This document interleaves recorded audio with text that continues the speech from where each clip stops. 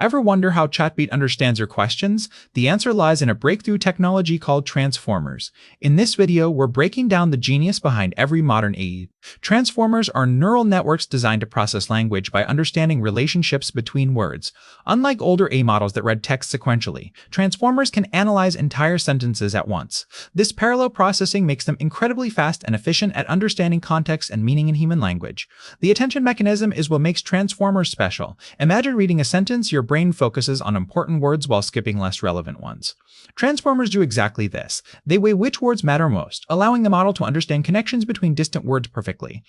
This is why ChatGPT gets context right. Large language models like GPT and Claude are built on stacked transformer layers. Each layer refines understanding further. By training on billions of text examples, these models learn patterns, grammar, and knowledge. More layers and more data mean smarter IA. That's why newer models are more capable than older ones. Understanding transformers helps you grasp how modern AI really works. It's not magic, it's clever math and patterns. This knowledge prepares you for the AI-driven future, whether you're curious about technology or planning a tech career. Knowing transformers is essential foundation knowledge. If this explained transformers clearly, smash that like button and subscribe for more AI concepts broken down simply. Yes.